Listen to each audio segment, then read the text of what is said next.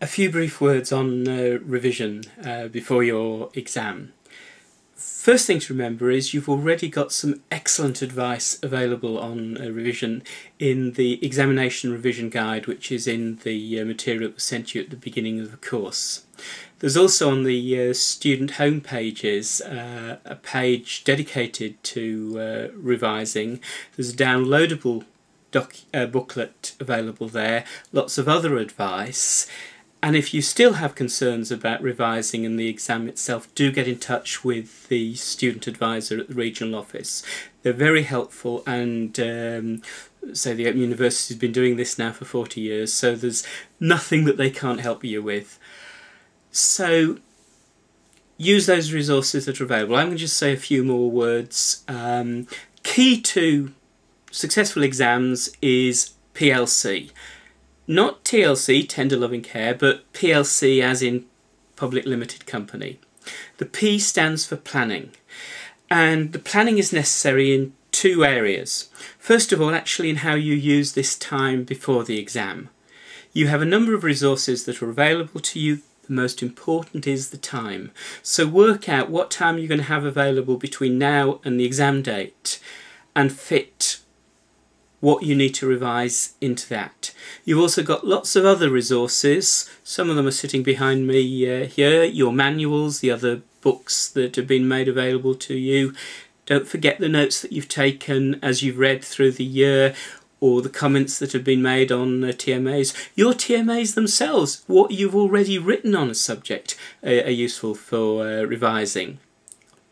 So consider what you need to cover, consider the time available, and consider how you're going to marshal those resources to make sure that you are fully briefed, to use the language that lawyers will understand, before you go into that exam.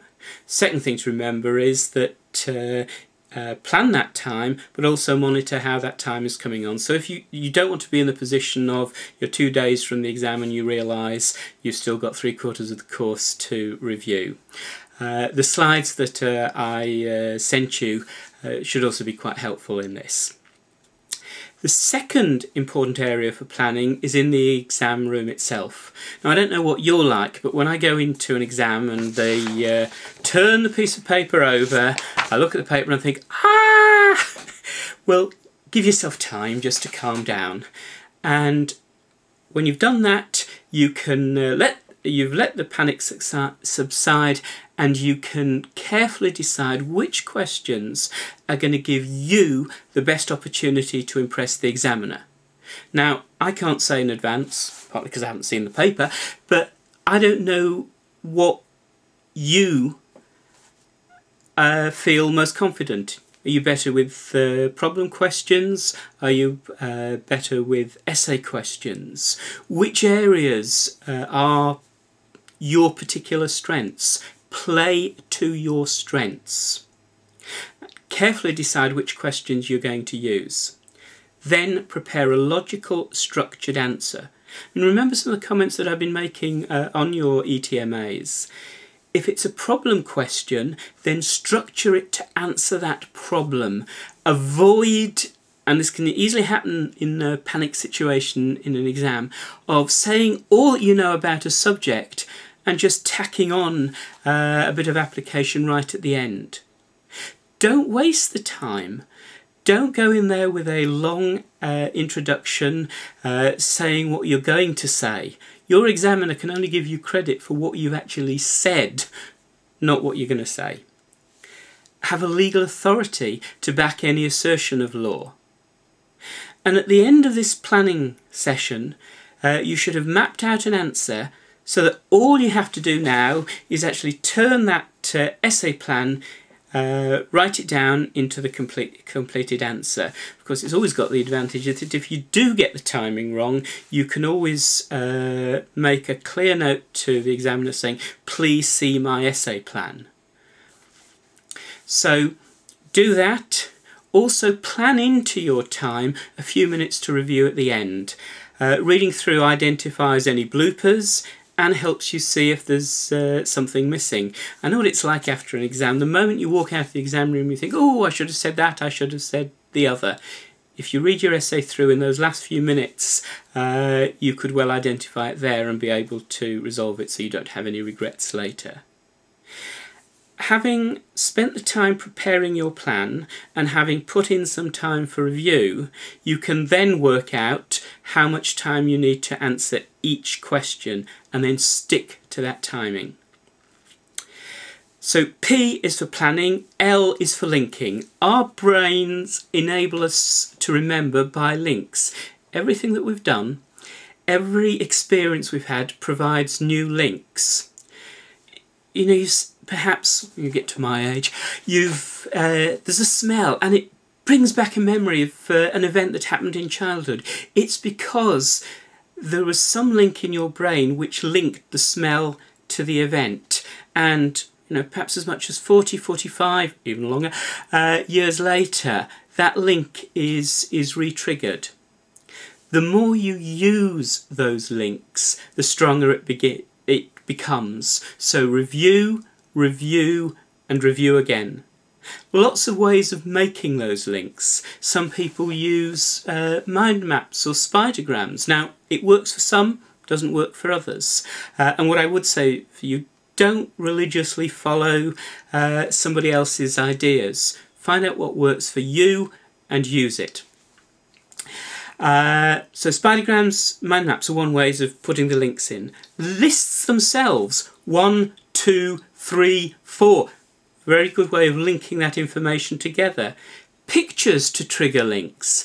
Now, as lawyers, I only need to say to you, snails, and you think of Donahue and Stevenson. You think of Donahue and Stevenson, and what are the 3 things necessary to prove negligence? Duty of care, breach of that duty, and causation. What was specific about Donahue and Stevenson? It established the neighbour principle. So just from that one picture of a snail, you can review all those links. So use pictures, because they are often more memorable than a saying by Lord Atkins. And the more absurd the picture, the more memorable it is. There are all sorts of linking techniques. Rhythm is a very good way of doing it. A challenge if you're doing W200, try and set the Dassenville formula to a particular tune. You might not succeed, but you'll certainly remember the Dassenville formula better than if you just read it. Be imaginative. Most of all, write it down, look at it, say it out loud. Close your eyes and imagine saying it writing it down on a whiteboard. Every time you trigger that link, you reinforce it. Planning, linking, and the most important, condensing. That's central to revising. So challenge yourself to condense something. You know, read a law report. Can you put it down in a page? Then condense it further, and then condense it further until, I mean, the ideal is if you can get it down into one word.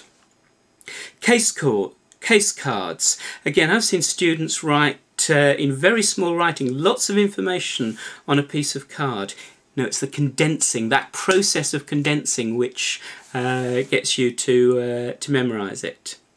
Actually, copying out things from textbooks really is a waste of your time. It's condensing, getting it smaller, and getting it into bite-sized chunks that you can use. So, when you go into that exam, be ready for battle. Have the facts at your fingertips and be prepared to deploy them flexibly. And so the worst thing that you can do is think of, you know, a particular question, prepare an answer for it long before you go into the exam room, and then when you see the question with a trigger word, you write down all that you know about that subject. Have the facts and be able to use them, but use them flexibly so that you're answering the question, not just writing all you can about the subject. Well, go to it. And I look forward to hearing your results in December.